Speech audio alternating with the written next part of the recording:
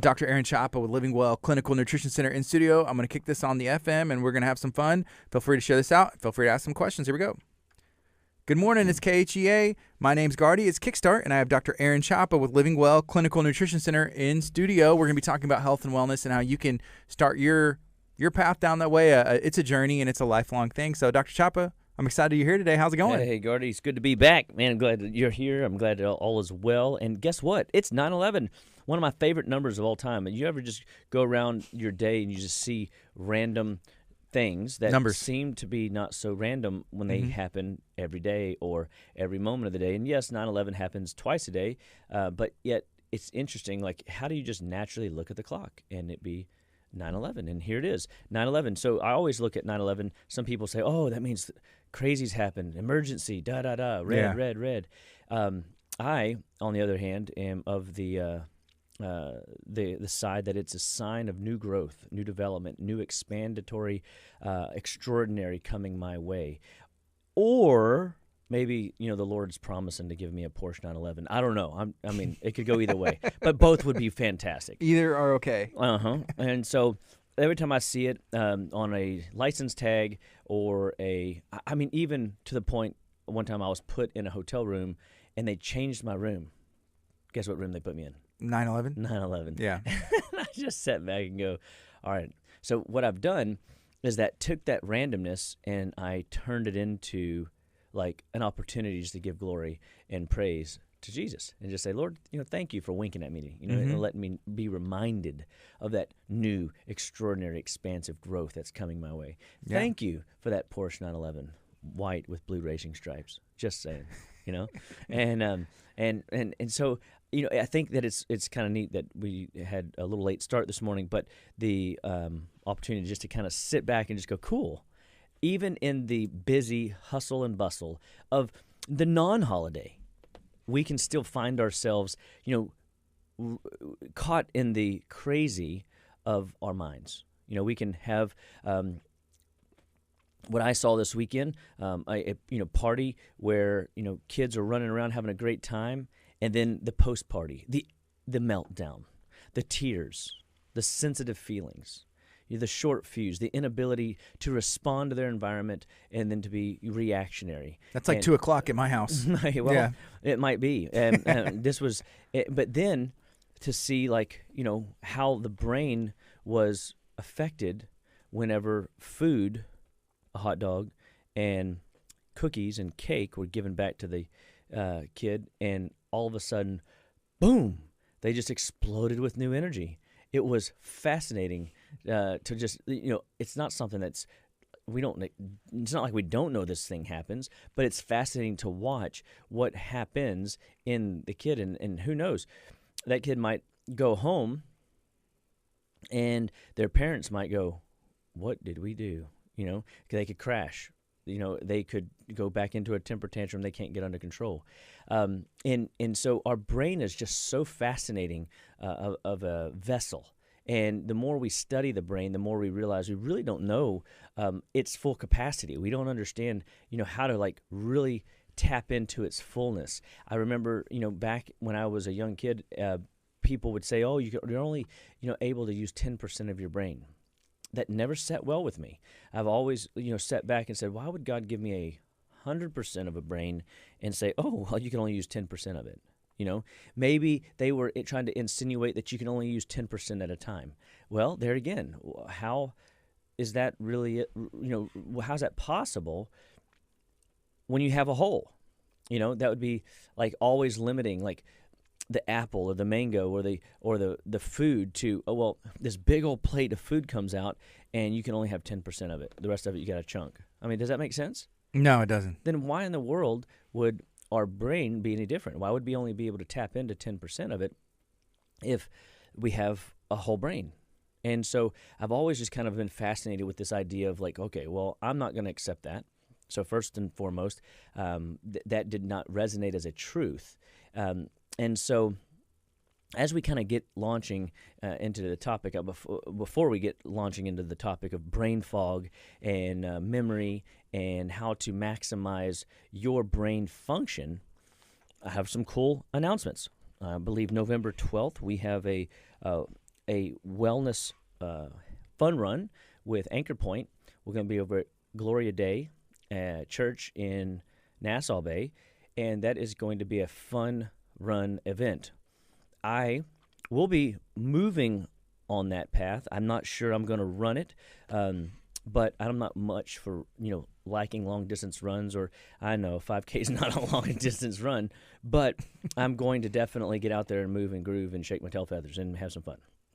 And so we invite you to come and participate and have a good time. We have teamed up with Anchor Point Ministries on a lot of different levels. Love Anchor Point dearly, and they are a mission-focused, giving families hope day in and day out. And so we always encourage people to, if you are in need of hope, Anchor Point Ministries is a great tool and resource. If you are adopting children, Anchor Point's a great ministry to help and support. If you have a child and you're kind of in a spot where you didn't intend to have a child, Anchor Point's got answers and tools to help you. If you are a parent that is, that y'all have adopted kids and you feel like there's a bunch of chaos in your home, Anchor Point's got a lot of tools and resources. Their Camp Hope program that they do 1 to 2 times a year, amazing, program to teach structure and nurture in the home, for the kid and for the parents, and integrating that applicably in a real world, situation where we're all out there being distracted, being pulled every which way to Sunday, and easily letting, love and hope and support fall through the cracks. So Anchor Point's been a great ministry tool for a lot of different people for a lot of different reasons, and we at Living Well Clinical Nutrition Center love them and are thankful to be a part in teaming. So again, November 12th, at Gloria Day in Nassau Bay, and it is really exciting that we're going to be out there having a fun run, and we invite you to be a part of it. And secondly, what we're also very, very thrilled and excited about, on September 24th at 1 to 3, we are going to be having a Wellabration. A Wellabration, something like that. That's the best singing voice I got. That's pretty good. You like that high pitch, right? That was kind of legit. And so what we're thinking about doing at this Wellabration is we're going to have a non-cakewalk giveaway.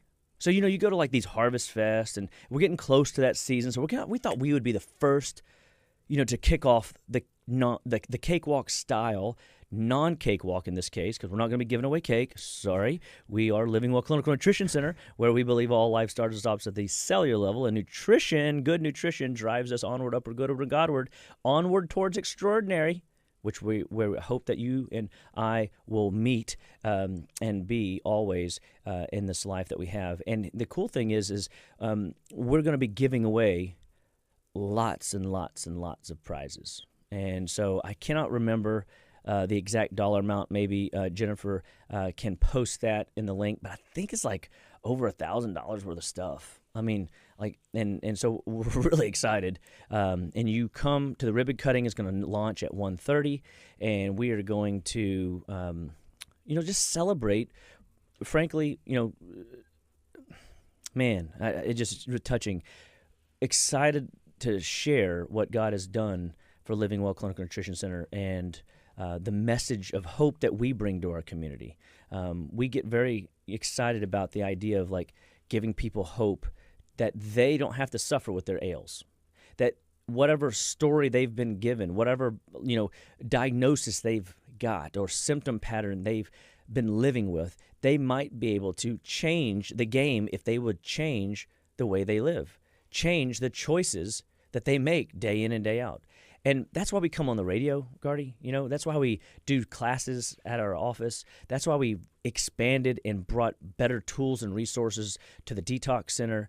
We are all at a seminar this weekend, our team, and continuing to sharpen the axe so that when patients come in, we can be fully present, fully aware to serve them at their best. And we just want to showcase what God has done in our lives, what He's going to continue to do in your life and your family's life. And we invite people, we've always called ourselves to be a beacon on a hill that will and that cannot be hidden. That's what the word says we are, right?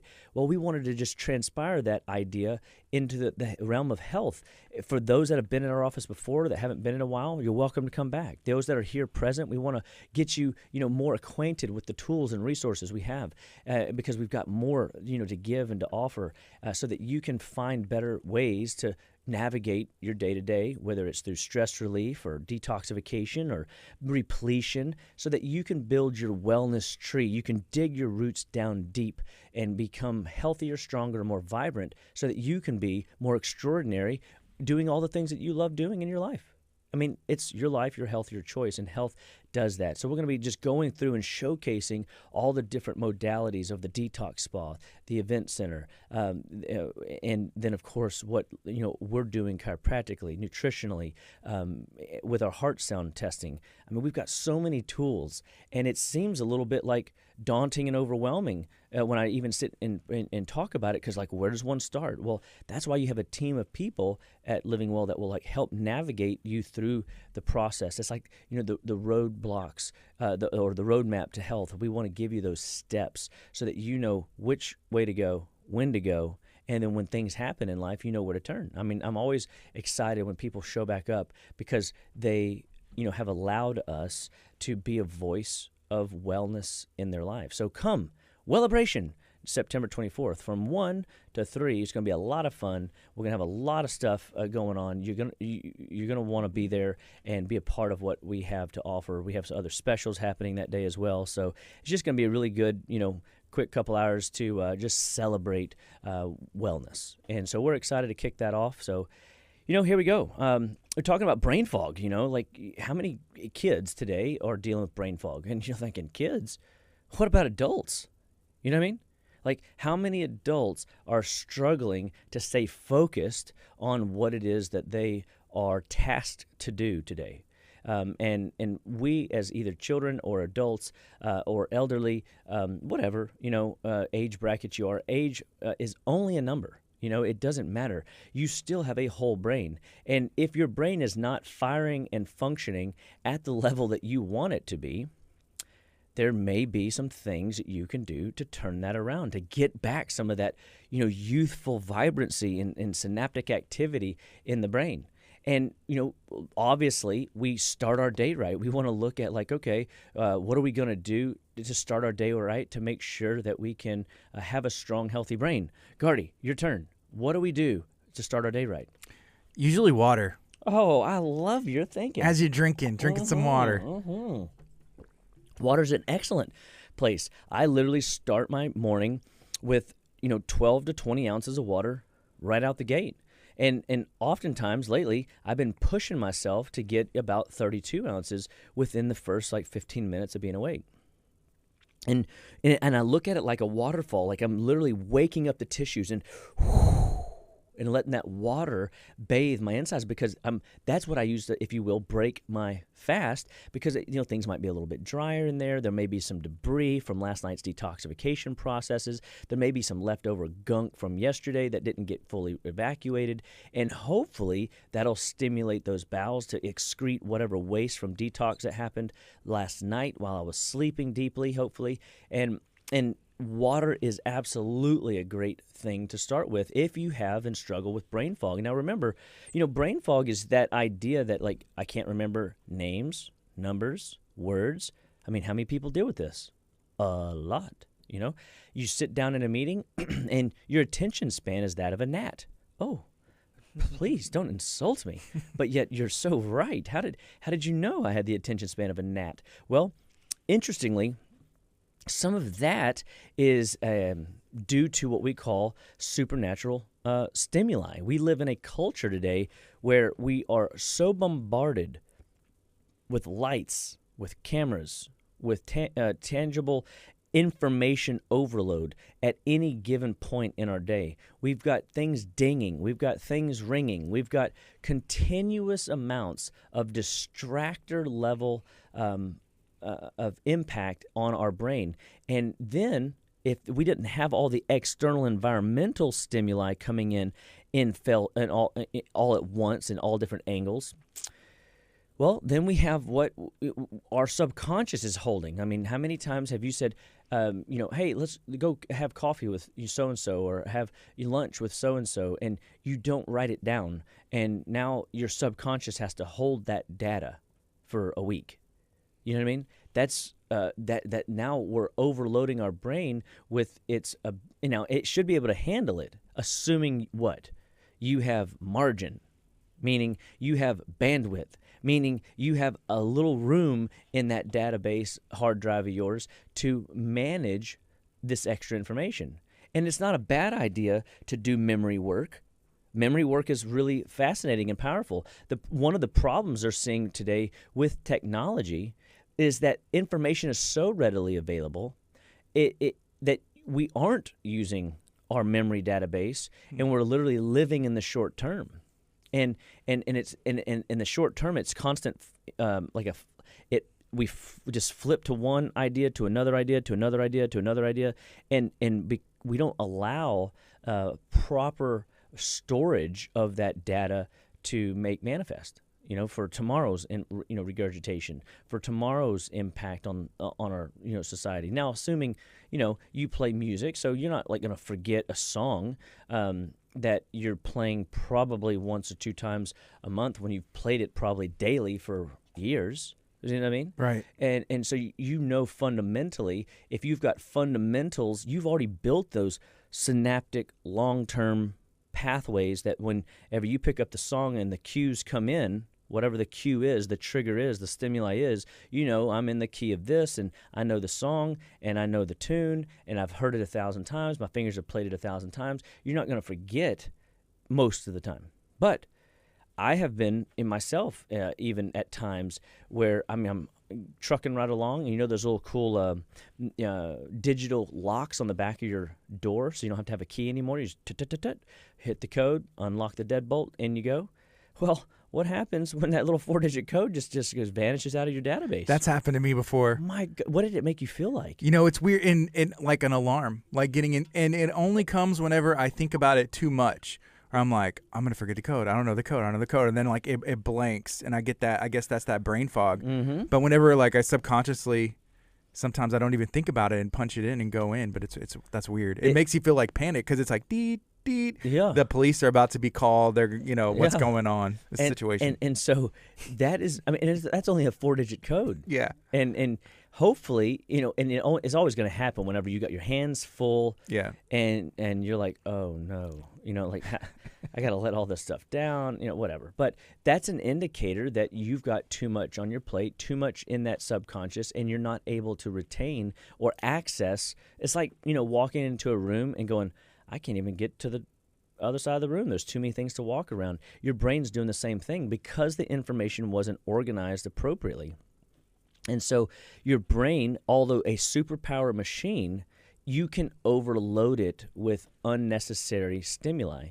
And they've done studies around this. So much so that, fascinating things, that they've taken lovebirds and different types of creatures in the wild, and they have shown that they can take artificial eggs, and that birds will sit on the artificial eggs, ignoring their real eggs, because the fake eggs are prettier, more stimulating. They took fake birds with their baby birds with their mouths wide open, ready to eat, as a decoy, and they would use that. The real birds would ignore their chirping, moving, hungry little baby birds and give to the ones that are properly stimulated in the right or they're in the right posture and ready to eat, and they would feed those birds over the other. We know that's true. That's how ducks, the duck decoys work. We have a bunch of ducks sitting on the water, ducks flying through the air, look down and go, hey, must be safe down there. They can't tell, always the difference. But they have found that different color sensations, are very much more attractive. Those become stimuli. You got to think that every time you click on an ad, they make these ads more appeasing, more stimulate-friendly, or attractive for you to be triggered by it, so that you'll click on it, because every time you click on something, somebody's getting money. So the people are motivated through the business of you clicking on something and holding your attention, in hopes that you will wash and rinse and do it again later and do it again tomorrow and do it again the next day, and it gets you into a pattern. And and we know this is true, because how often do we sit back letting our brains run idle and just letting some stimuli run across the TV? Or we jump into the TV via a video game and try to become the superhero. But we try to become the adventurer. And what they're finding is that people are so stressed out, like they have so many things on their to-do list, they have so many different things running in their subconscious, that they are looking to escape reality. So we look for idle time. We look for time to disassociate from our reality and recreate our ideal world. And I mean, the same thing with imagery. I mean, like the Snap, for example, like you can change the filters on the camera so much and make yourself look so different. And they have found that people are sometimes more attracted to the digital imagery of themselves, or fake character, affairs on the screen with things that aren't real. Like the brain is a very powerful tool. And yet, if used appropriately, can do amazing, powerful, exciting, extraordinary things. But when used wrong or stimulated wrong, and the addictions set in, the dopamine pushes it become the new addiction. We're looking for the next stimulus. We're looking for the next buzz. We're looking for the next high. We're fear of missing out. Whatever the stimuli that drives that dopamine continual pathway, then we find ourselves constantly distracted and off course from our God-given destiny, our plan. And the plans, the Bible says that a man plans his way, but the Lord orders what? The steps? The steps, and we don't stop long enough to look where our next step is. We can't sit still long enough in order to stay focused on a topic. I mean, I wonder how many people have flipped off this channel, whenever they are looking for the stimuli that they need that morning.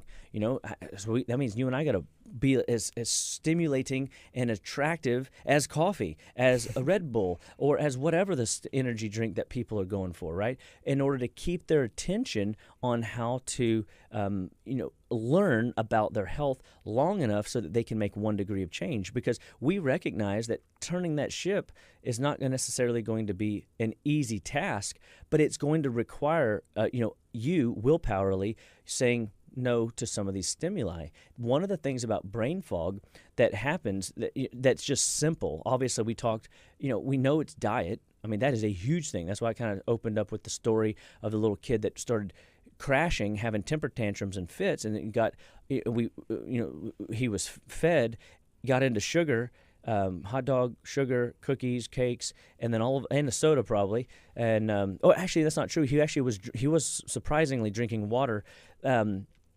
So it wasn't liquid sugar, but it was amazing to see his system kind of course correct, and then he turned right back on, and it was as a wild Indian as he could be when he got there. It was just fascinating to see. That's what food does. Food is fuel. By definition, from Webster, food should regenerate us. It should energize us. It should, take our brain to a new level of thinking and creativity, where we feel engaged. But I mean, how many times have you had a day where your brain was like on fire, man? You were like, yes, this is the best. This is amazing. And then the next day you're like down in the dumps, and you can't seem to find a creative juice anywhere, and then you're reaching for the limitless pill, whatever you call it. And they took studies, and they started, they would inject different types of vaccine into their test subjects and just enough to create inflammation, right? And the inflammation was enough to disrupt the synaptic activity in the brain, and they were just trying to see, okay, now that we've got inflammation elevated that we can control, now let's put them into a situation where they have to make some hard critical thinking decisions. And can they do it under certain layers of inflammatory stress? And they found, as you would think, the more and the longer the inflammatory stress was present, the harder it was to be a critical thinker. Again, it's another obstacle that the brain has to sort around in order to get to their end result. And so if you ever find yourself very indecisive, maybe it is your personality, maybe it's your toxicity load, maybe it's the inflammation that's running in the brain. What is inflammation? Inflammation, is it good? Is it bad? Inflammation can be good. If you hyperflex your toe and it turns black and blue, is that a good thing? Well, yeah. It's telling you what? That there's something wrong. It's the check engine light, right? It's a check engine light, right? The problem is whenever it doesn't heal and it remains swollen for a month or two, or for an abnormal amount of time, and it doesn't restore back to its full function. Inflammation has a healing effect on our body that we definitely need. And we need the inflammation to remind us, hey, you're injured. Hey, you need to slow down. Hey, danger, danger. Don't keep going that path. You're going to wear that tissue out and it's not going to heal. But what happens when the inflammation's in our brain due to toxicity levels from environmental stimuli, from a lack of sleep, too much sugar in the diet, too many energy drinks, too many stimulus that are causing the brain to remain chronically inflamed, and then it never rests because you're watching movie reels in your head while you're sleeping, which means you're not sleeping. You're up till 1 or 2 and 3 in the morning, looking at your cell phone, and now you can't get out of bed in the morning, and then but you have to because you got to be at work, and then you're trying to get through your morning. Inflammation, like the brain when you sleep, needs a bath. Just like people like taking a bath before bed so they feel more comfortable, your brain gets a bath in the first 3 hours of sleep. And if you are, not getting adequate sleep, minimum of 6. I think if we could, of all the things I've read, sleep would say 6 to 8 hours is like the bare min. If you can get 9, great. If you need more than that, that's an indicator of 2 that your body is highly inflamed and it's actually shutting you down. And be thankful. That might be an indicator. I've seen a patient that literally slept 19 hours a day for a week, and then that went down to 15 hours for the second week, down to 12 hours the third week.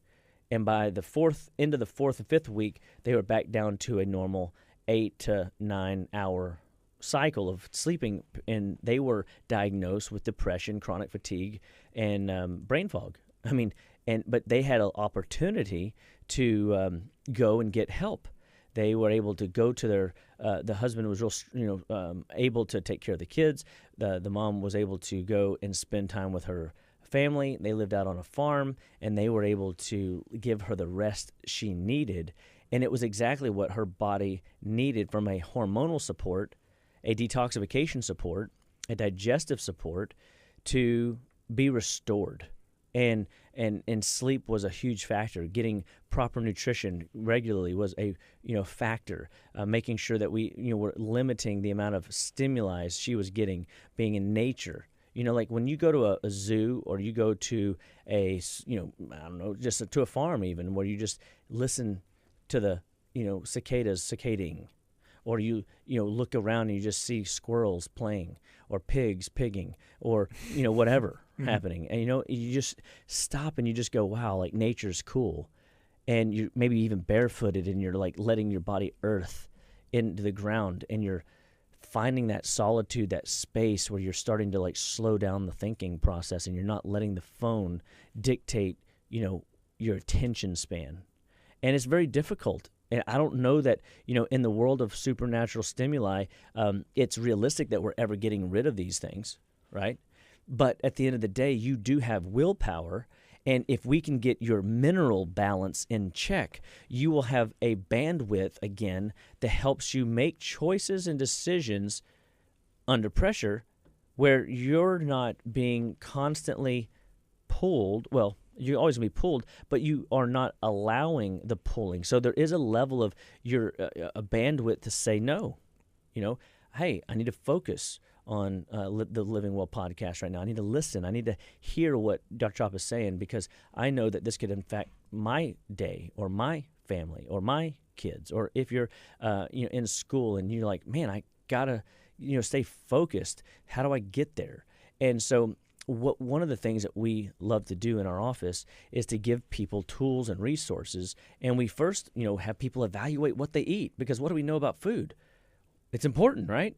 But what you don't eat, inflammatory foods, sometimes foods, no foods, or just flat out too much food, is more important to pay attention to. So I would say there's a sense of one of the tools to fixing brain fog and getting your bandwidth back and getting your creative juices flowing again is to make sure that you are controlling, or at least aware that you are in control more than you realize, your food intake and what choices that you're putting in. So if you're a constant, 1 a day, 2 a day, 5 a day coffee drinker, and you're wondering why your bandwidth is short, you wonder why you're continually overwhelmed, a little bit anxious, a little bit like palpitory sensations in your chest, and your mind is whirling with ideas, and you can't get that stuff to stop. I mean, just listening to myself talk, I'm getting overwhelmed, right? Mm-hmm. And how do you slow that down? How do you, okay, let's process a little bit slower. I mean, it is pretty cool that we can listen to audibles and things, YouTubes and things at 1.5 speed and 1.75 speed, and maybe even, if you're real good, 2.0 speed. But is life designed to move always at that speed? I'm going to say no. I don't think so. I would say no. I mean, what happens if I ask you to start playing music at 2.0 speed? It wouldn't sound quite as good. Yeah. You know what I mean? Have you ever accidentally listened to something at 1.5 or 1.75 speed, and then it switches over to a song, or you throw it onto a song, but it didn't change back to normal speed, and you're like, that doesn't sound right? And you get through the song faster, but is that the point? Yeah. In music, playing music in church, which I do and have for years growing up and learning to play that way, a lot of times now we play with the click track. So you have the click in your ears, so you kind of play at 70 BPM, 140 BPM, 120 BPM. But yeah, even 1, 2, 3 BPMs up or down, it makes a difference between it dragging and it's like, hey, it's too quick, it's rushed. So there is that comfortable space, but yeah, it makes a big difference. It totally. Mm-hmm. And I think that, our mind, even non-musically inclined minds, we have a beat track, and we have a level of processing speed and ability to make sense of the world around us. And when things are coming in too fast, there's overwhelm.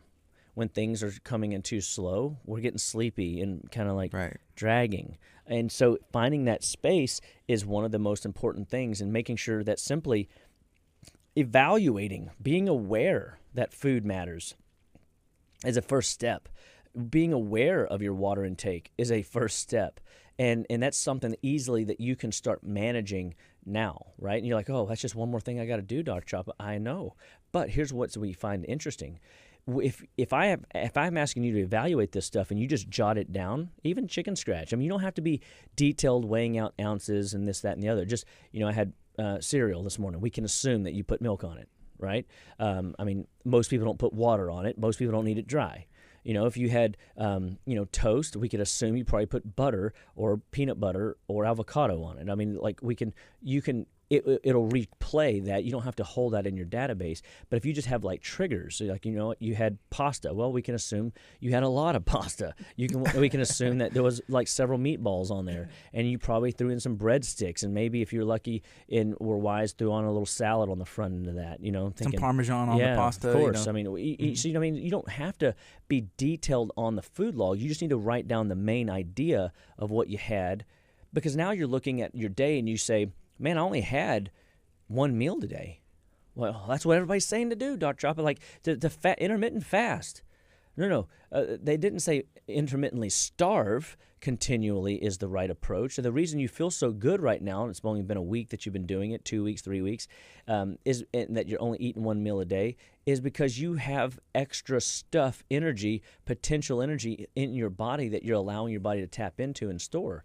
But what we don't want is you to get to a point where you actually deplete those potential energy stores and then not have any layer of repletion bandwidth where your body now is going into deficit. Now, is there a time when deficit is necessary and good? I think so. I'm looking forward to detox. I'm already looking forward to even looking at maybe doing my 22nd gallbladder flush. And it's a 4-day Apple program. But you know what I like about it most? Is that it's like 4 days of just resting the digestion. I don't have to worry about what I'm eating. I don't have to think too much about it. And I can just let my body chill and let my digestion chill, because I work my digestion a lot and hard often. And that's why I do intestinal cleanse protocols, and I'm using clay, bentonite clay, activated charcoal, cleolite, zeolite, different types of binders to help soak up old residue and trash in the bowels. It's like, sometimes we need a deep cleaning in our houses, in our bathrooms, in our baseboards, in our bedrooms, and this, that, and the other, right? And so this is ways that we can get the body to do deep cleaning, is focused awareness that it's our job to budget that into our year, budget that into a month. And you could schedule this stuff on a calendar. And that brings us to another great idea in managing your bandwidth and managing the stimuli that are coming in and at you, is to make sure that you're scheduling time for you and your spouse, scheduling time for you and a business meeting, or catch-up time with friends, if you haven't seen somebody in a long time, or sitting down and just, what about simply starting your day in quiet with the Lord, budgeting that time in. And how easy is it to just race past the Lord as he's sitting there? Whoa, I thought we had a meeting this morning. I thought you wanted to hang out with me, Oh, no, I don't have time today, Lord. I got some other things to do, a lot of other things to do. And that happens morning after morning after morning, where we're hitting the ground running, that we get to a point where, we can snooze right past our alarm clocks because we're so tired, and we're so able to adapt our thinking.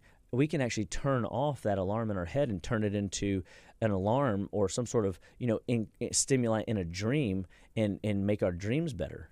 Isn't that wild?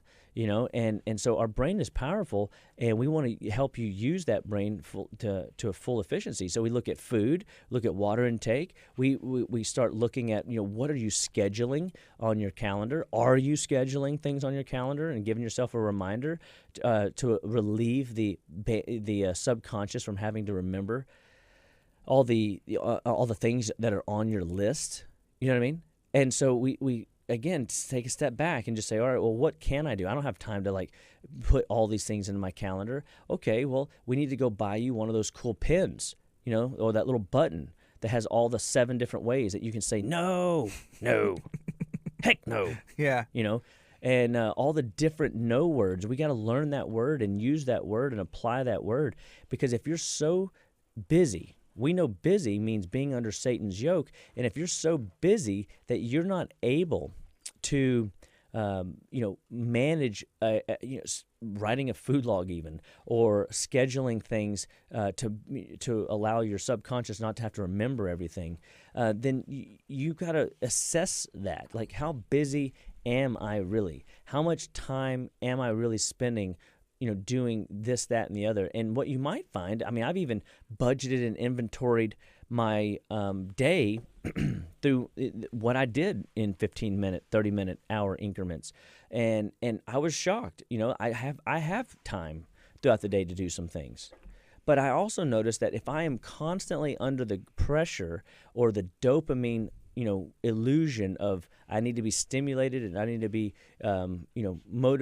motivated to do something, or if there are different trigger cues that are constantly, taking attention off of my current task and getting me distracted onto a new task, I may need to learn to say no, or to take action in removing some of the stimuli out of your life, so that we can get to what we call the fundamentals again. Like, fundamentally, keeping your blood sugar stable is important. Fundamentally, making sure that you're drinking enough water is important. Fundamentally, making sure that you're having a bowel movement every day. I ask patients day in and day out about their bowels. It's the second question I ask every patient on every visit. Chiropractic or nutrition, it doesn't matter. They can come in for emotional work. Have you pooped today? That is the first or the second question that's asked. Why? You've got 3 million more neurotransmitters in your digestive tract than you do in your brain. What does that mean? That means that the healthier your digestive tract, the healthier your brain. The more unhealthy your digestive tract, the more unhealthy your brain. The more stress you have, the less blood you have in your gut. Therefore, the less neurotransmitter formation you have, the less movement and mobility that your neurotransmitters have. And guess what? The less your brain works. They've shown that exercise, very powerful in giving the brain energy and clarity because of, again, the blood flow. The lymphatics remove the waste, the blood brings nutrition, and the body begins to become more electrically active. And that lifting weights, getting on a machine to increase your blood flow and heart rate does so many wonderful things for memory, cognition, for focus, for attention, for creativity.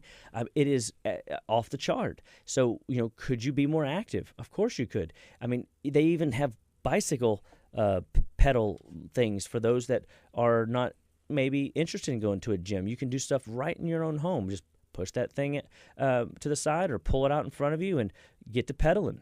Get the blood flow moving, and the more your blood is moving, the better you're going to groove. You're going to feel more alert, more alive, and your mind's going to thank you. And so this is an important part of turning your brain on and making it a very productive member of society, of your work, of your social circle, of your family plan, of your relational plan, and helping you think through where you're going to be 5 years from now, 15 years from now, 25 years from now.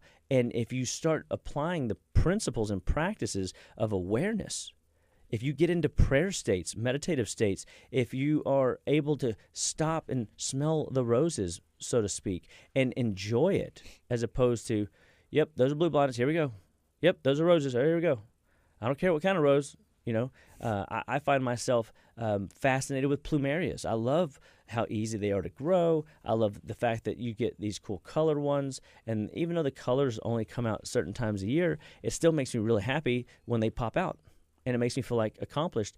But how often do I just stop and look and evaluate, how they look today, and when are they rustling in the wind? We have to like take the bull by the horns, because the person who learns to fight back temptation's coming. If you give in to temptation over and over and over and over and over again, and you never say no to it, you'll never experience what it feels like to grow from it, right? To really experience the wind, you want to press against the wind, not just lay down and let it blow over you. That might be one experience, but to truly appreciate its power is, can you operate effectively in, full-fledged wind in front of you? Like the pressure of temptation is the same. If you can say no to it once, then guess what? You can say no to it twice.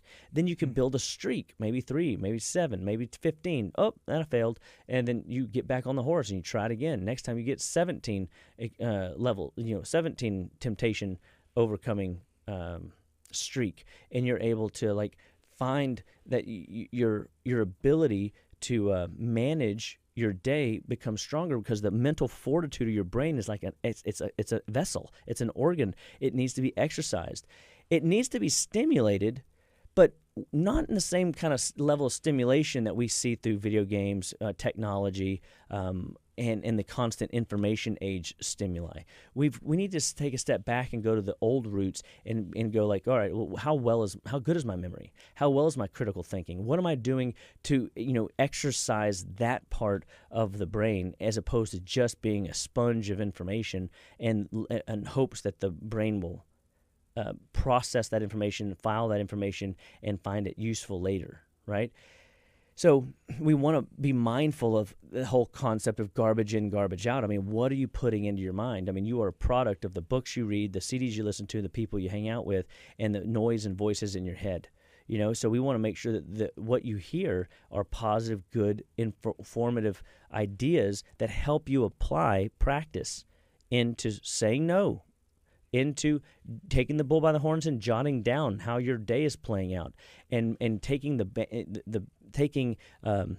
the memory aspect of things that aren't important. Like, you don't have to remember that meeting that you have next week, because you have technology that can remind you.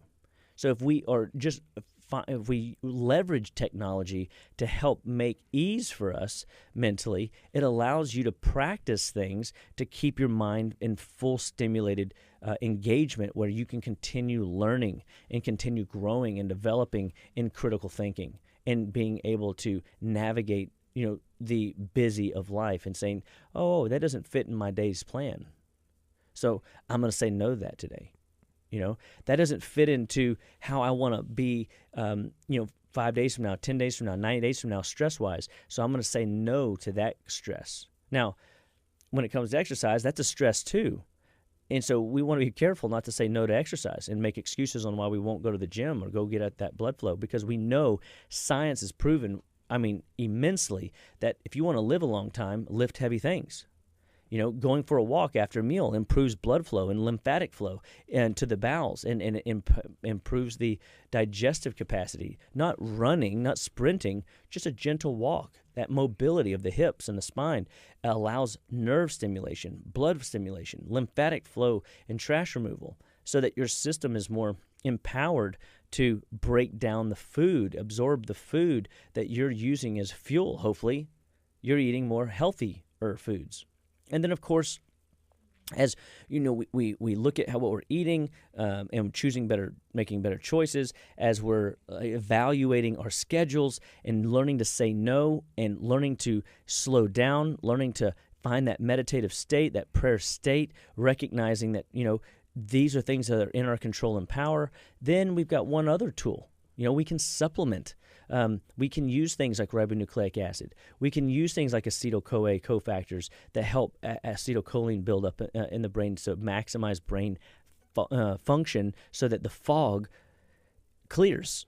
We can use circulatory support, blood support, like tuna omega or omega fish oils, to maximize DHA in the brain and to maximize the memory cognition piece of what's happening in our brain. We could use, balance out calcium, magnesium, phosphorus.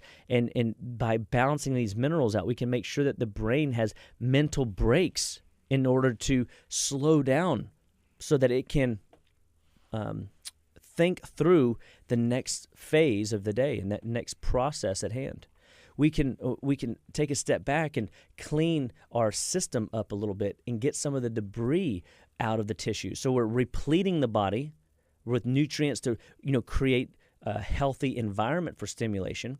But then we clean the body up and say, thank you, body, for letting me process and power through the day-to-day. Here's some cleanup crews to help clean up the messes that, I know you're going to clean up anyway, but I just want to give you some extra help, because brain, body, y'all have done such a good job and given me the mental fortitude and power to tackle the day, to have the vim, vigor, and vip to live well, be well, and stay well through my food choices, my diet, through my lifestyle choices, through my prayer choices, through my relational choices.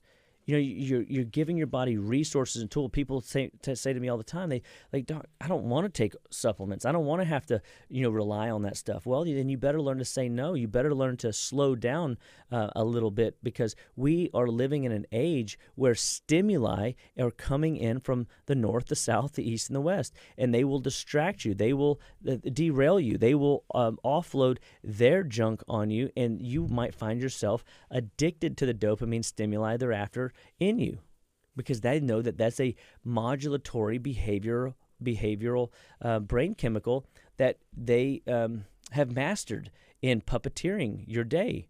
And if you're getting puppeteered by the externals of your world, then we want to help you navigate the brain fog, the over-layered stimulation that you're being exposed to. And so when you come in as a patient at Living Well Clinical Nutrition Center, we're going to teach you how to slow down. We're going to teach you, remind you that it's your life, your health, your choice, that you can say no to some of these things, that you can pray through some of these things, that you can feed your body again through proper nutrition and supplementation, and clean your body up through detoxification and making sure that the system is running as optimal as it can be, knowing that we live in a degenerative earth suit. I'm not saying I have the fountain of youth here, but I know that we can control the accelerated aging process if we take the bull by the horns, if we make some of these lifestyle choices. And there's going to be times where you kind of fall off the rails in the wagon, but guess what? Get back up. Do it again. Why do we fall, Gardy? So we can get back up. So we can get back up again, So it's not a quitting situation. It's that fighting back the temptation. It's fighting back the hustle and bustle. It's fighting back the I don't have control and getting back control. And when you start doing some of these simple practices like we're talking about, you will begin to feel more empowered. You'll begin to feel more alive, and you'll feel like you're accomplished because you're performing creatively. Creatively, I think might be the word. You're performing. You're performing efficiently at such a level because you have bandwidth. You have a powerhouse of minerals and brain support coming in through supplementation to help manage, the different stresses that are coming that you can't control, so that you can stay and remain focused on the task at hand, the goals at hand, the long-term vision at hand, the business project at hand, the deadline that needs to be met. You can stay focused and not feel like the little buzzing gnat, who surely is literally just primal, just reacting to the stimuli that he sees. So I get excited about, how do we maximize brain power? And your brain is more effective, more functional than ever. There's other things we can do, brain exercises. We could do eye exercises, wrist exercises, joint mobility programs. We can do, different types of challenges to help you, change aspects of your diet to see what foods are overreactionary in your body, which foods are not throwing you off. And so we challenge you. We just push you to take that step of wellness. Take that step today toward a better version of you, and let Living Well Clinical Nutrition Center be your number one health and wellness resource. We want that. We want to help you move forward in a way that is exciting. We want to help your body perform like it's always been designed to, and teach you, if you're having these symptoms, this is why. Like, we want to teach you why your body's breaking down so that you can begin to change the game for yourself moving forward. So we always invite you to give us a call, 281-554-8600. Visit our website, justlivewell.com, and let us help you, serve you, and become a better version of you through lifestyle principles and practice. You've got a great team of people. You've got a great arsenal of information. You've got a great resource in the fact that we've got ideas and tools in-house. An in-house pharmacy that is there to help you, a detox center that's there to detox you, and in a way that you can make tomorrow, today, this hour more creative, more powerful than ever. So we always also want to encourage you to subscribe to our channel. We want you to come back, listen to these shows, share them with your friends, family, and loved ones, and know that this information will change your life. It'll change the way you live. It'll change the way you think. It'll change the way you interact with your environment. And it's all about, this idea that it's your life, your health, your choice. There's things that you can do. So we just welcome you to visit all of our social media platforms and tap in, get plugged in, and make sure that you keep the 24th, our Wellabration, on your docket, because that is the next upcoming exciting event that Living Well is going to be launching and rocking from 1 to 3 at our office, inside and out. You're going to get to see what God has done in our office, and what He's going to be continuing to do in and through our office. So may you all be blessed today. May you all have a fantastic and lovely day, and do something extraordinary today. Check you later. This is KHEA Radio, 99.5 FM. 1 to 3 p.m.